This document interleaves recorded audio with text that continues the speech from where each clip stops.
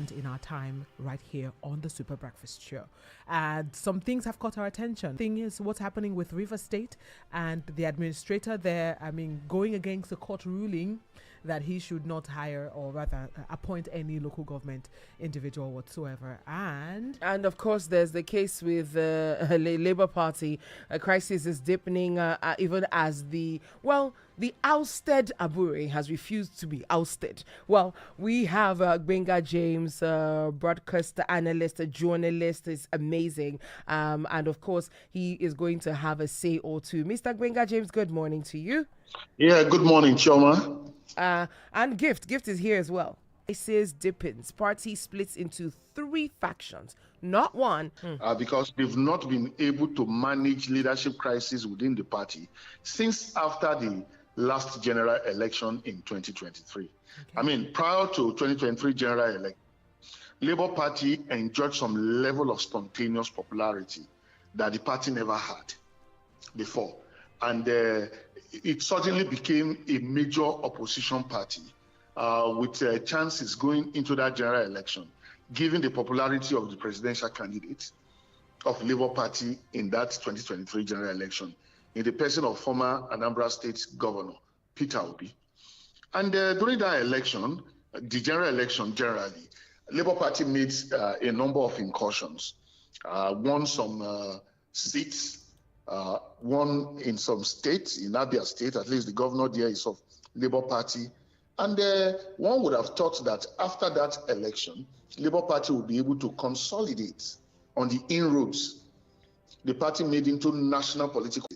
I think Labour would have lost a lot of popularity rating. Yes, between the 2023 general election and now. Okay. And no thanks to the leadership also, the internal crisis in that party. The level of opposition that we expected that party to play, it's been almost near absence as a political party. Then the robust role you expect that party to play by making sure that they go on enlistment of members, to also ensure that they will have adequate number of members that they will be able to influence to make sure that they step out to the polls and vote during the next general election. They have also not been able to do that. It is the party that is at peace with itself that will be able to sit down and have the capacity to organize itself and make robust gains and robust political incursions. Labour has been very far from that. Okay. We see that on Sunday there was a battle of the control of the Labour Party as it took a fresh twist where we see Julius Abure's leadership inviting a team of policemen and private operatives to mount surveillance at the entrance of the party's headquarters in Abuja. And he had said there was a report of a planned invasion. What is your thought about this? Did he need to go this far? My thoughts about it is what the first statement I made when I started talking about the crisis in the Labour Party today. It's still part of the manifestations of self-implosion that the party is experiencing. It's just as if there is a script that has been written for that party not to be able to organize itself, but to remain perpetually divided against itself. And like the good books told us, when a house is divided against itself, of course, it's laid to waste. I definitely see reasons with you on that. But do you think that it was illegitimate? Because we see the National Executive Council of Labour Party saying that the elections that brought in Mr. Julius Abure as party's national president did not follow due process. Why did they need for it to take this long for this information to be reaching the general public, saying that his election that brought him in was not legitimate? Well, as somebody who believes so much in the rule of law, I know that by the spirit and the letter of that judgment from Supreme Court on April 4th, the national leadership of Labour Party, led by Barrister Julius Abure, I think his term has expired. Okay. Going by that judgment. So I don't know what they are laying claim to, what they are holding on to make sure that the crisis has continued to fester. It's unfortunate. It's really unfortunate. In fact, it's so bad that even the NLC, Nigeria Labour Congress, has to try to take over the offices peacefully. All the offices of Labour Party in the 36 states of the Federation, including the FCT. So it has become as bad as that. And I don't just know how, I don't know what's going to give.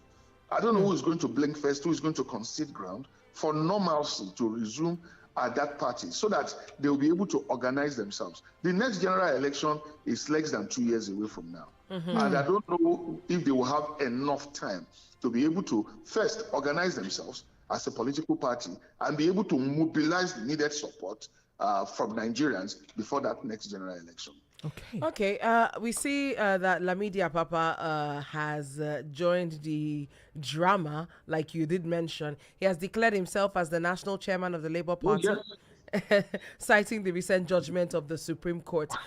He made that declaration yesterday, which is adding a new twist to the drama of this leadership crisis rocking the party. On the other hand, there is Governor Oti, who has submitted to the Supreme Court, Alex Oti, yes, who submitted to the Supreme Court the court judgment, he submitted the court judgment to INEC, basically trying to see if there's a way, ahead. So the Abia State Governor, Alex Oti, officially submitted to the Independent National Electoral Commission, INEC, certified true copies of the leadership of the Labour Party. It's a 48-page judgment that has been had removed Julius Abure as the national chairman of LP. However, of course, Abure, the embattled party leader, maintained that the judgment did not dissolve the National Working Committee, NWC, he led, and he rejected the authority of the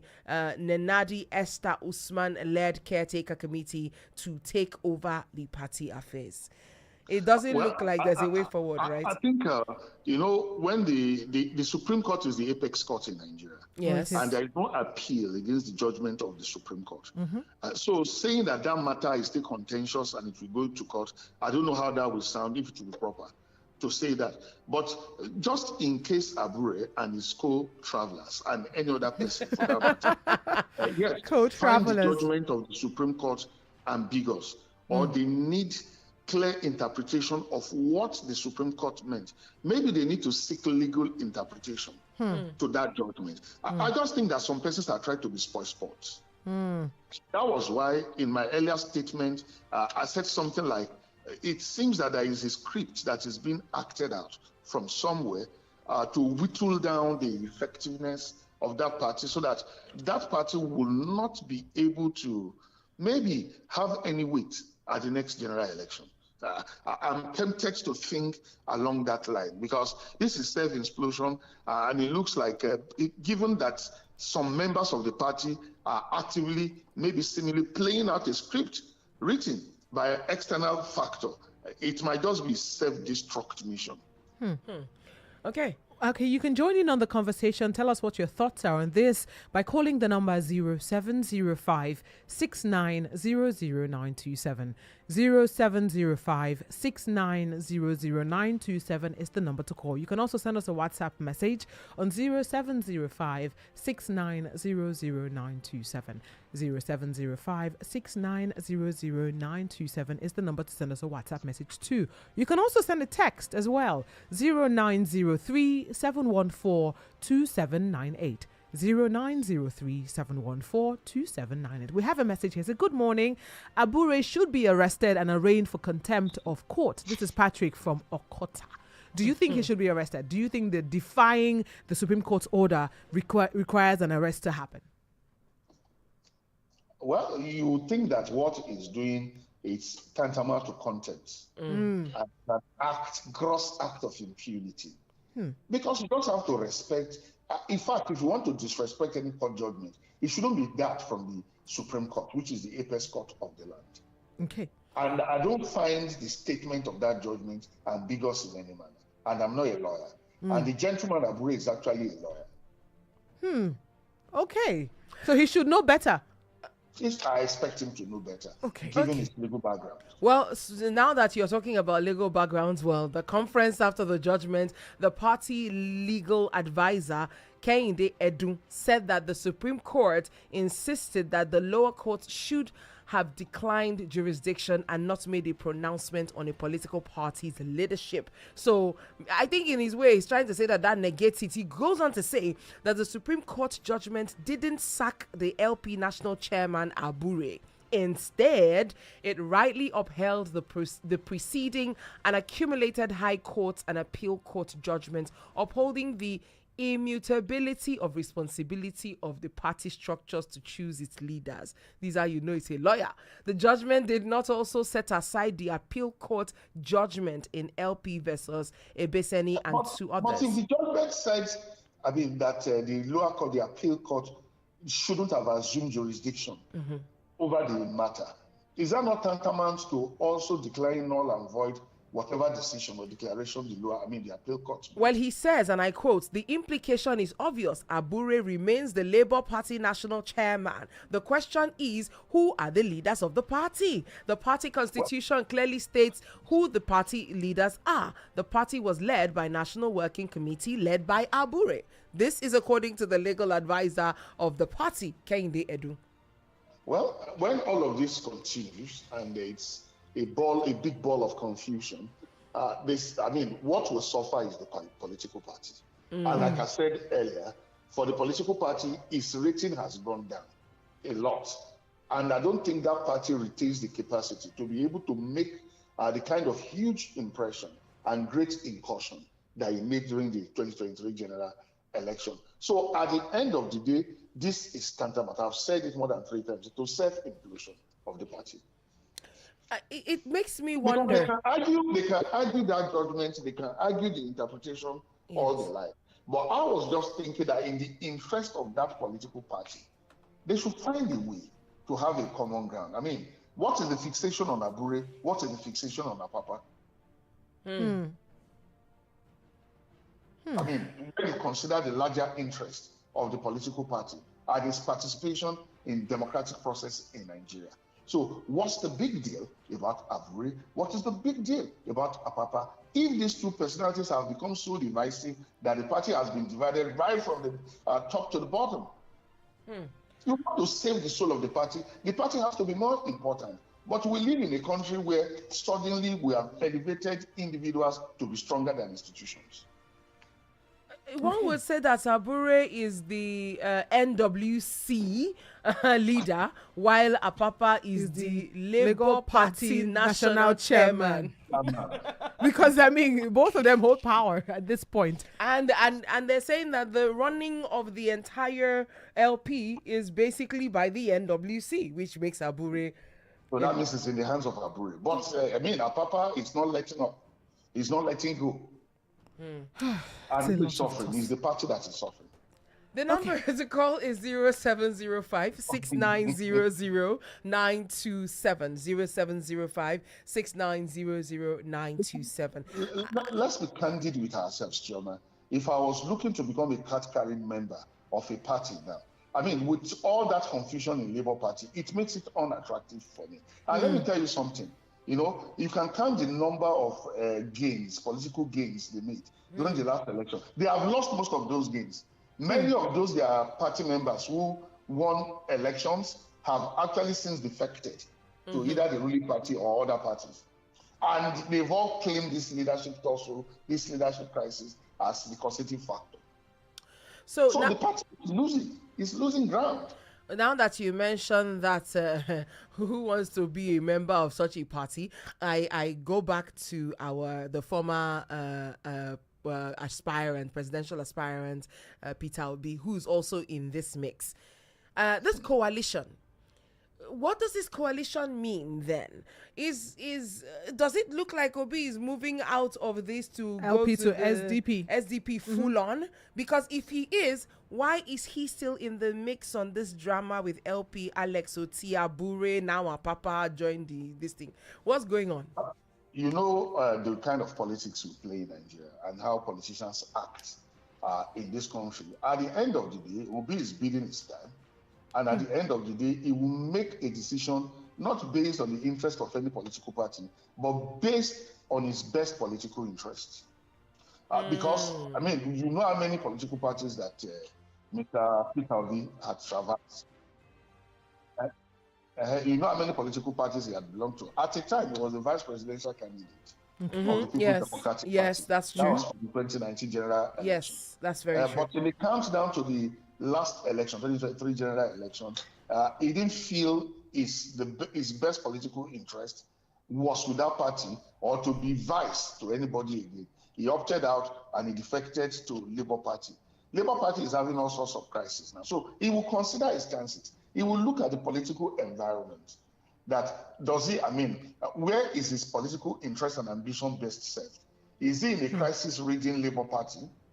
Or should he tend towards the coalition that is building by also, of course, joining SDP? So he will make his decisions at the appropriate time.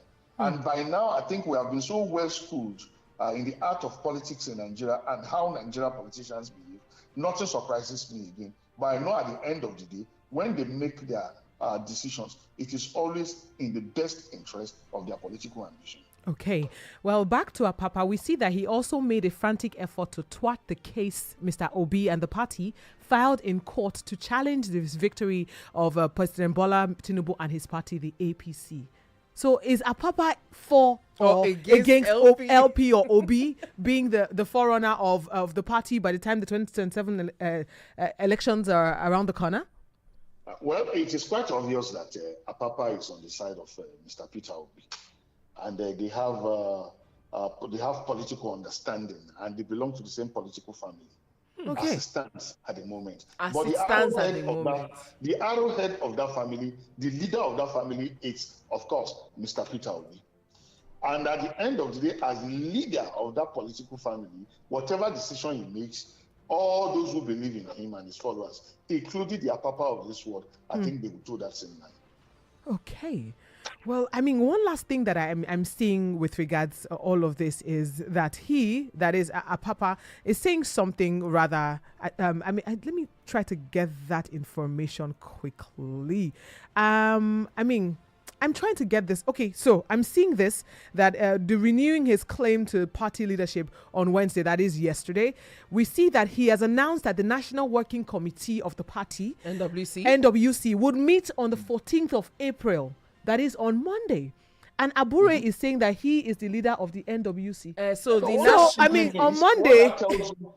What that tells you and tells the entire world is that there are two factions in the party now. They've always been factional leaders. Three factions. The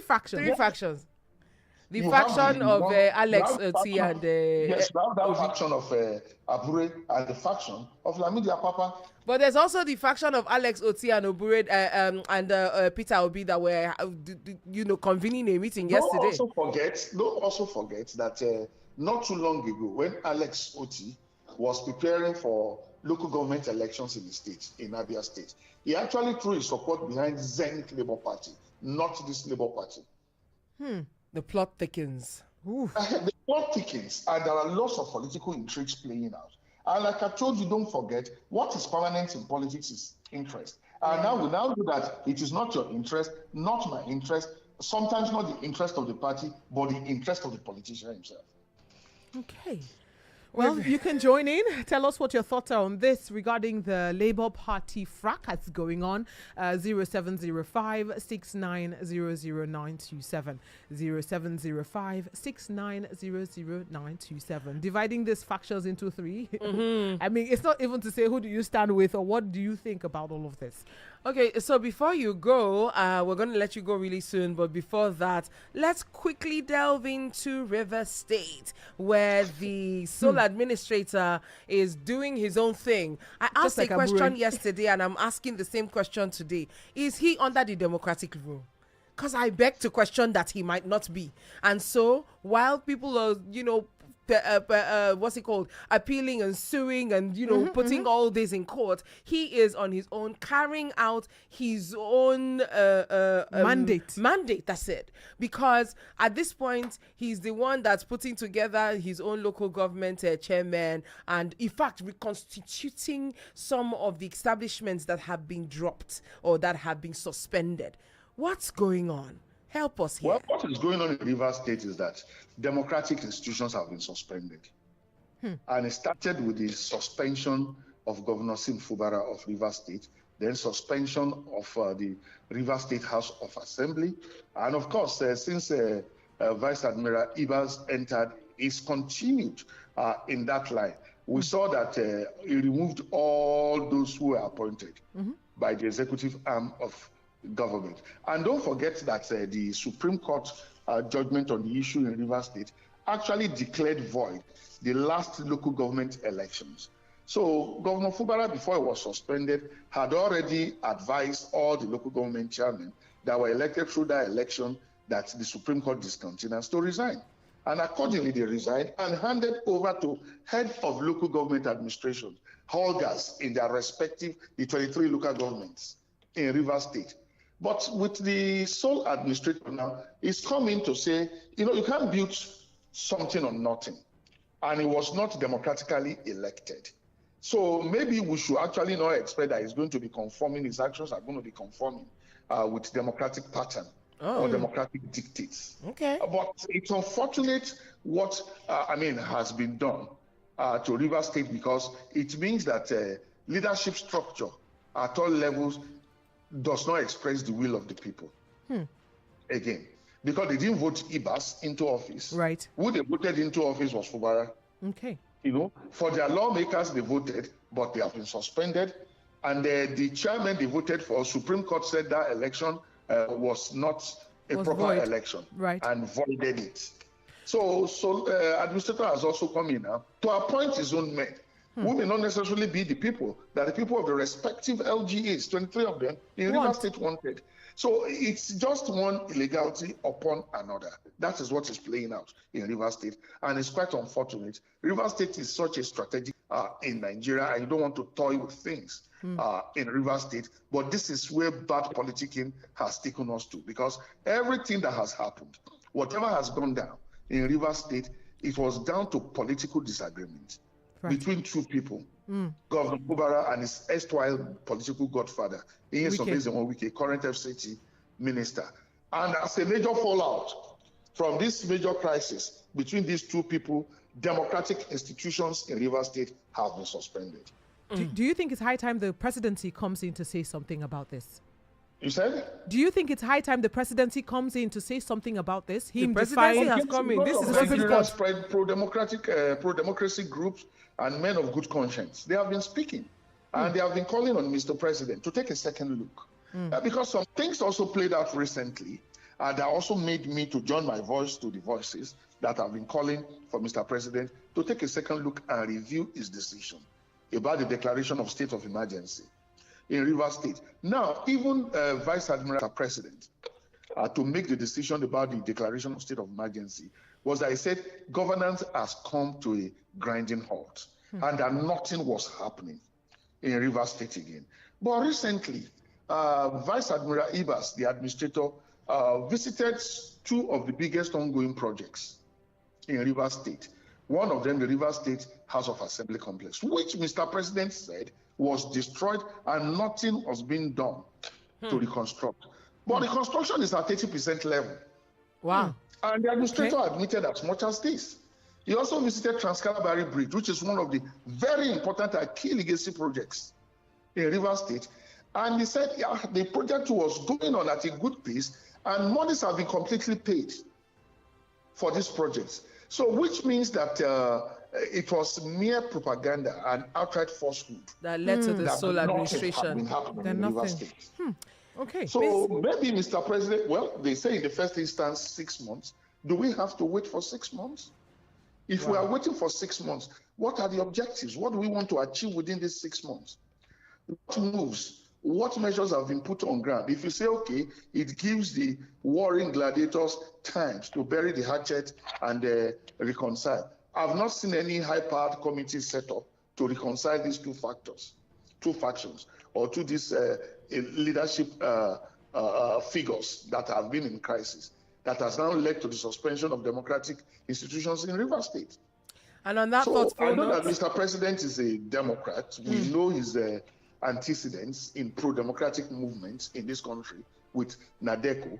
And we know that hopefully he will get some new reports that can make him take a second look and do a review of his stand and his decision about Rivers State, and perhaps something will definitely take place. But it's not looking good at the moment because I don't think I'm convinced, just like a lot of people are not convinced that this is what we should have in Rivers State.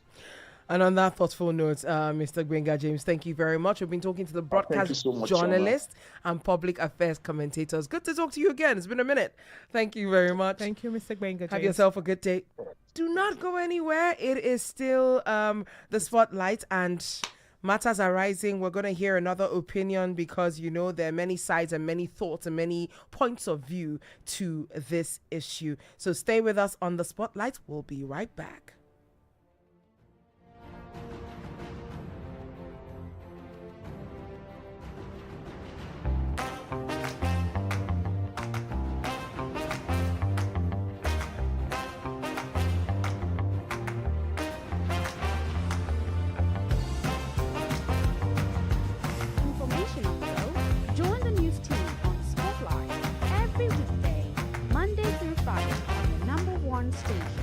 Super 92.7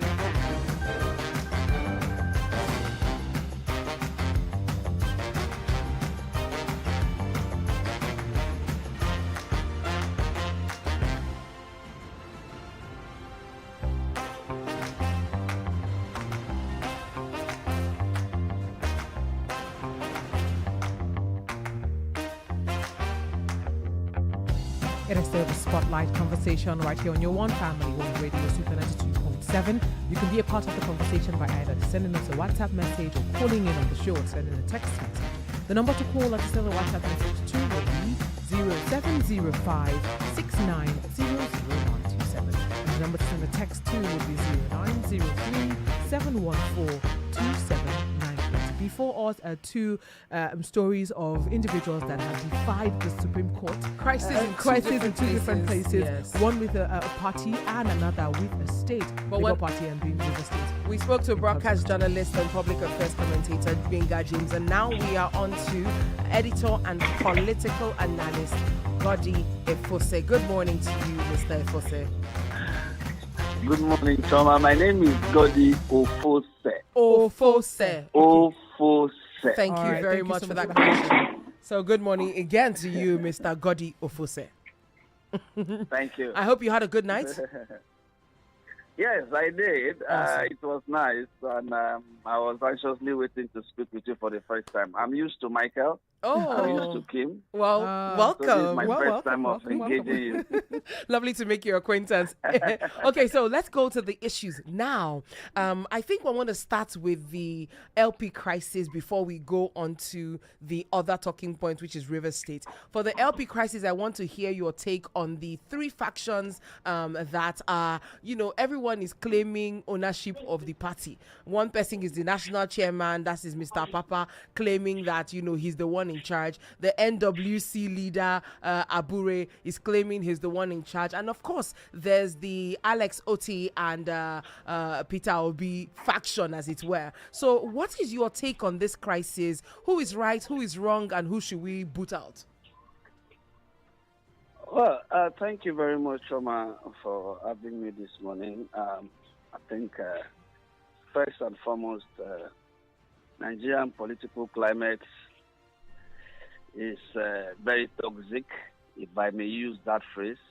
Okay. First, and it's very toxic, and there's something that is very common in our political climate.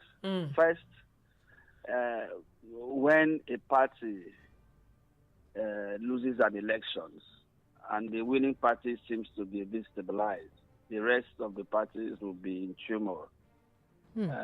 It has been like that for years, and I also believe that the day APC will get out of power, you will see a lot of crisis in that party too. It is the way and manner our politicians are formed, the way they choose to play. It is not. We are no stranger to these issues. If you look at PDP, the same thing is happening in the PDP. If you look at the APC, Labour Party, the same thing. Labour Party has been a party of a very quiet, that has a very quiet lifespan until Peter Obi decided to join the party and got the ticket to run for the last general elections. Okay. And the party at this time has assumed a national life. Therefore, a lot of actors, stakeholders will be wanting to take the ownership. And I think that is what is happening. It is a typical of Nigerian politicians who are always wanting to take something, hoping that when they take that position, they can use that position to negotiate with the party at the center. And I think that is the problem. That is essentially the problem that we're having today. Abure was booted out by the Supreme Court. There are other interesting parties. Yesterday or day before yesterday, Governor of Abia State led some stakeholders to the INEC headquarters and asked and to submit the Supreme Court judgment at the end of the day. So it is very clear that there will be a lot of interesting parties trying to take over the ownership. So it's not very uncommon. It's not very uncommon in our political climate not to see this kind of things. It will always happen. I mean, you know what happened to the PDP the moment they lost out in 2015. The party has not been able to get itself. It has not been able to get its life back.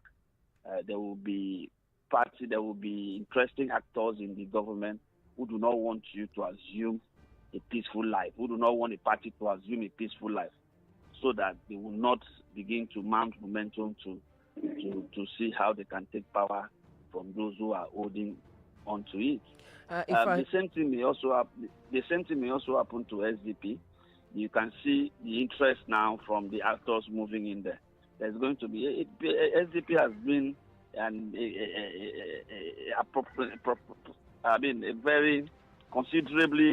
very quiet party where people who do not care about their activities. But the moment El-Rufai moved and some other people decided to say they want to move, you begin to see the power tussle. So it is very common among Nigerian politicians.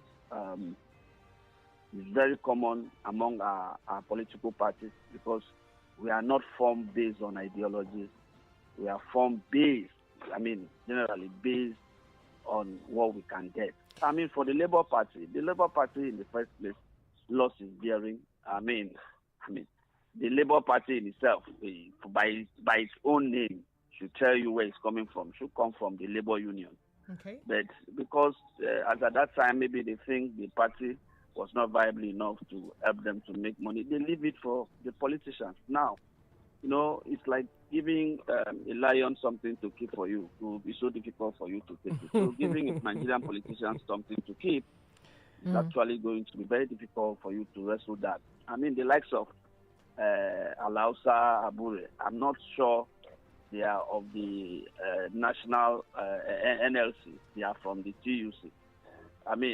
The Labour Party generally is about center-left ideologies. But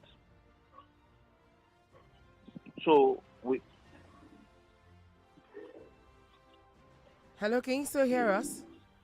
Yes, I can hear you. Okay. I couldn't hear. You were talking to me, right? No. We're listening to you actually. And but it's good because I wanted to. I know that we don't have much time to dwell on LP, but very interestingly, what you have said, it made me wonder, as I did before, about the place of Peter Obi.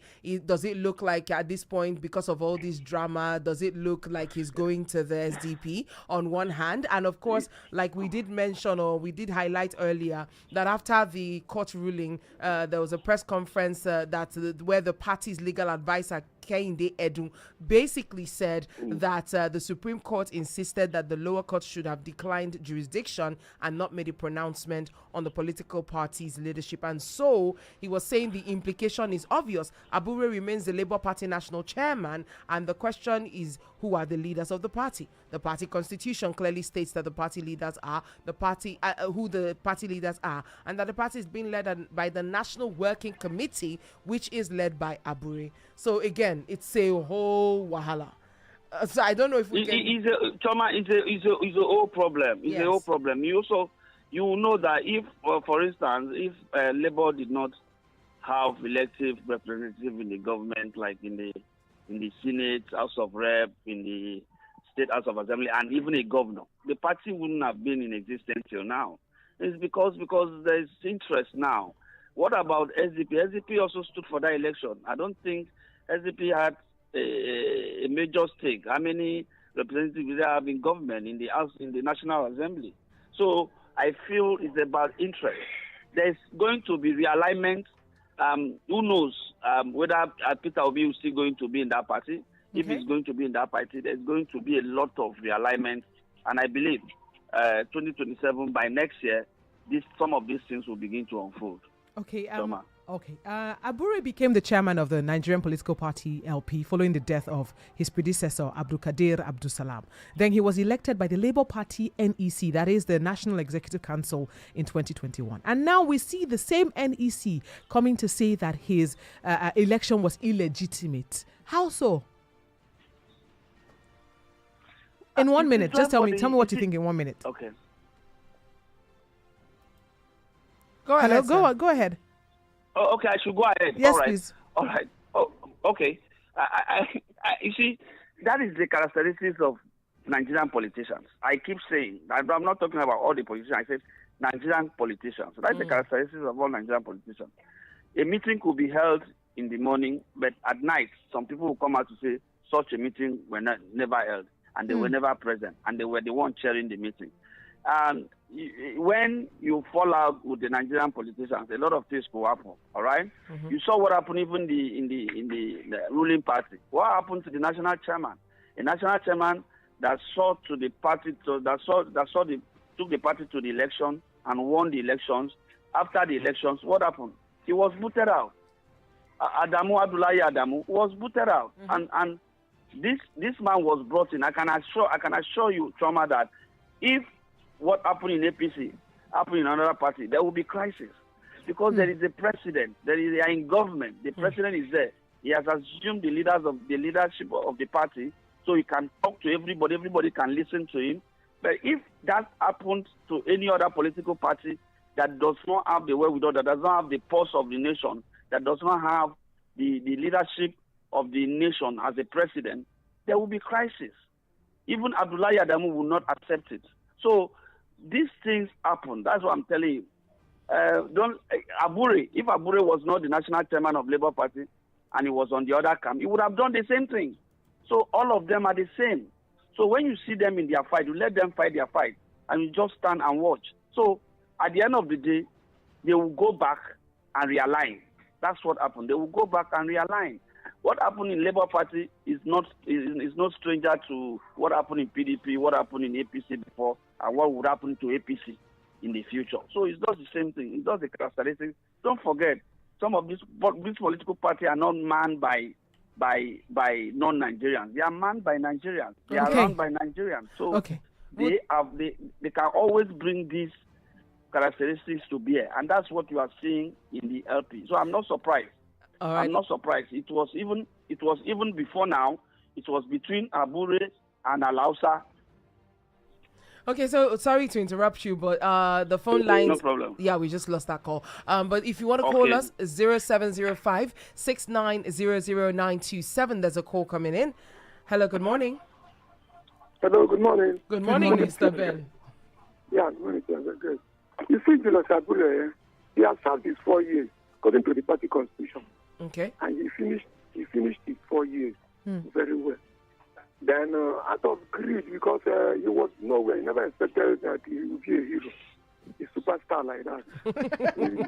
he went and organized another convention. He told the party structures. INEC was not even there.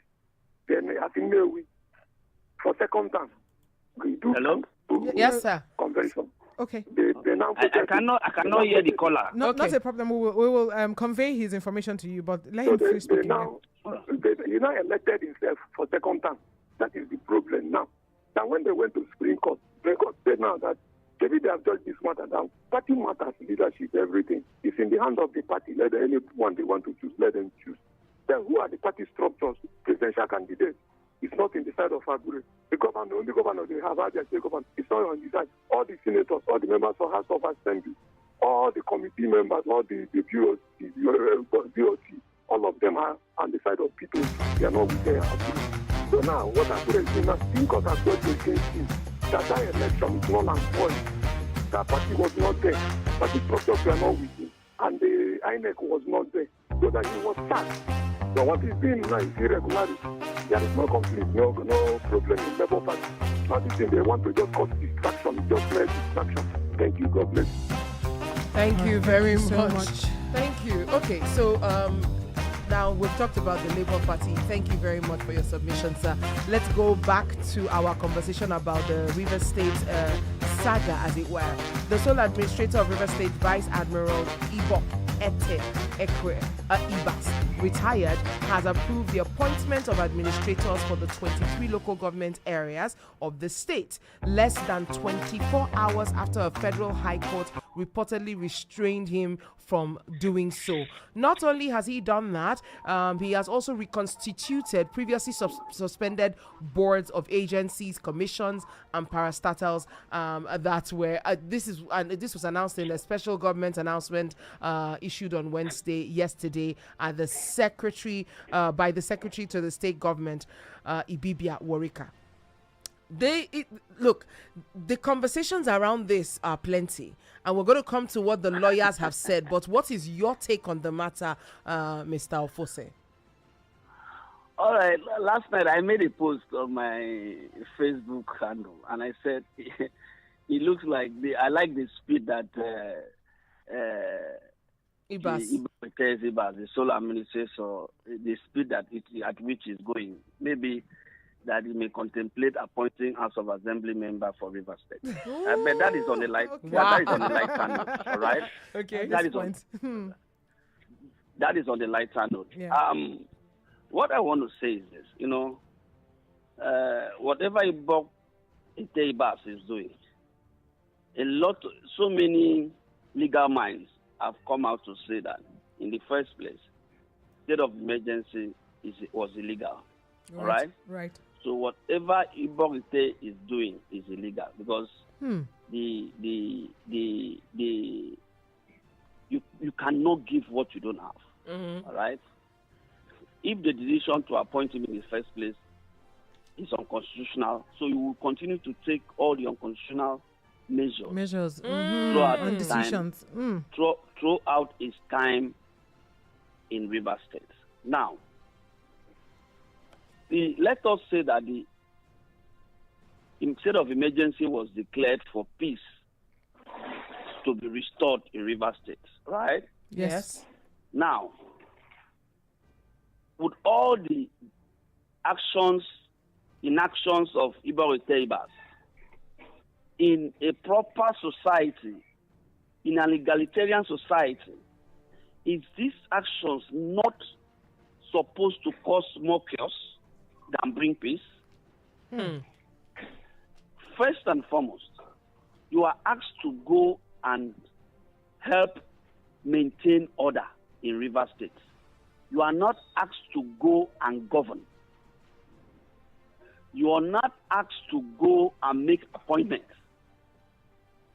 You are not asked to go and to get yourself involved in infrastructural development, creating capital projects, because you don't have the powers to do that. I apologize. The people that let's take this quick call. That appoint, yes. Mr. Fosse, let's take this quick call. There's someone calling. Forgive us. Hello. Right. Hello. Good morning. Hello. Good morning. What is your name and where are you calling us from? Okay, call us back, please. Mr. Fosse, please continue. So you cannot, at the end of the day, what he's doing is illegal. And the people that appointed him there have not said anything. Perhaps, maybe there is a script that the president did not read on the day he was making that pronouncement of appointing him sole administrator. Because how can the court just sacked the local government chairman that the election was conducted by the River State Electoral Commission and said that did not pass through that did not pass through the House of Assembly. They didn't get the permission to do that from the House of, since the River State House of Assembly did not sit.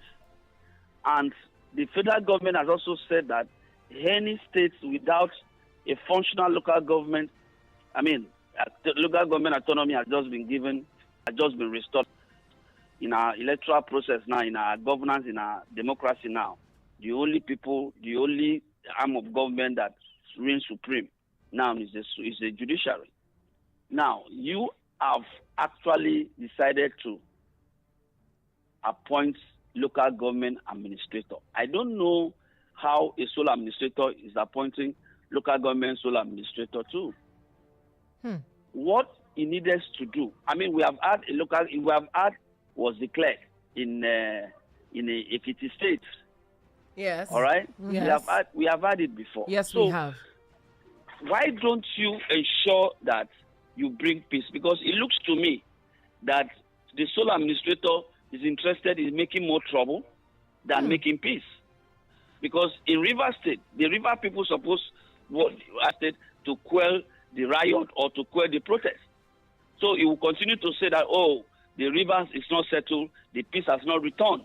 So I sincerely feel that the president should speak to the sole administrator and give him guidelines. Okay. What he needs to do for the next 6 months. Because the money is taking, Ibas is behaving as if he has been elected the governor of River State. Mr. Ofose, as much as we agree that it was unconstitutional and illegal for him to be appointed by the presidency as the sole administrator, with someone who has now assumed power and is against almost everybody's will in River State for him to be there, don't you think that it's appropriate for him to now look for his own people that he could work with to move the state forward? He doesn't have the time to work with anybody. The time they gave to him is 6 months. Yes, do you want him to be a figurehead? He doesn't need. What he needs. The federal government can actually fund his stay in River State without any of the budgetary allocation given to him, because he's not there to. The River State has a functioning civil service commission. They have a functioning civil service commission that can manage the salary and the rest of the thing. So what he's doing is making political appointments. He is not allowed to make political appointments. He's beginning to make appointments that doesn't have the powers to do that.